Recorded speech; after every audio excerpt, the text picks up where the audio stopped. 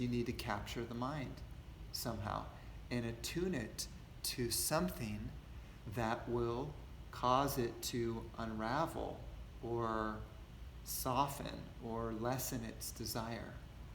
Give it. I keep it a number 1, 2, 3. I count backwards. Okay, you're gonna stop on 3, 2, 1. Okay.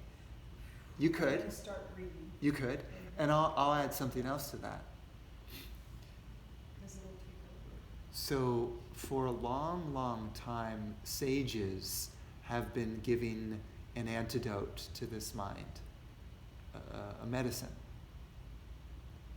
And that is spiritual energy. Don't we have spiritual energy all the time?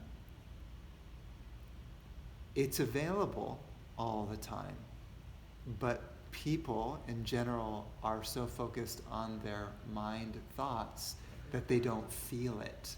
The earth mind, yes, love that word. That's a new, we should coin that one. Let's do it. Earth mind. So the earth mind is so strong that attention goes there and not towards spiritual mind, spiritual energy. So we can put our attention where we want. One of the beautiful things about living here in this body is we choose where to put our attention, what to focus on. We can place our attention on all the serious worries that we have, or we can reroute the mind and focus on spiritual energy. That's why I chant the mantras. That's why. That's why that's such a significant part of the gatherings, because the sound draws the mind in, and it's a carrier wave. This is going to be real hard to explain, but I'm going to try.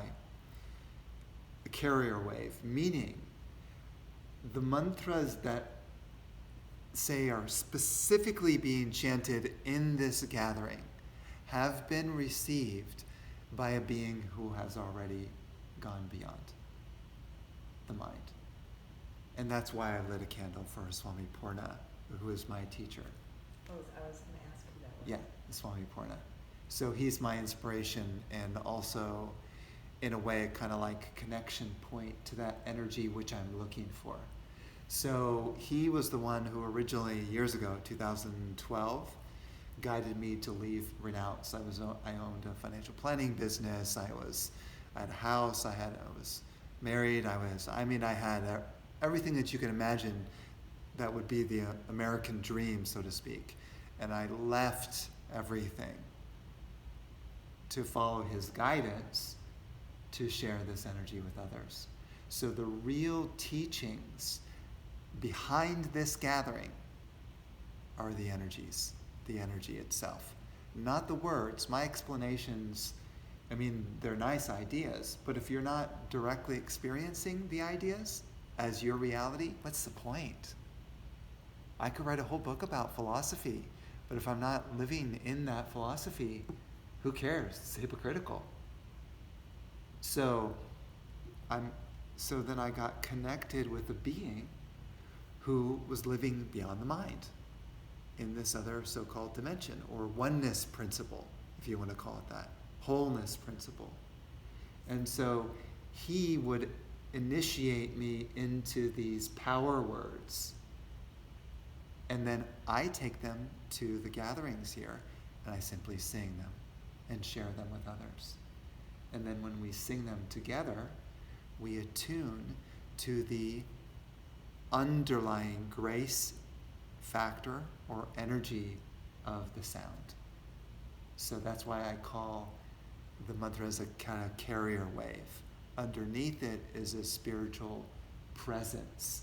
And all you have to do is stop for a moment and set your intention. You set your intention. You use your mind to point towards it.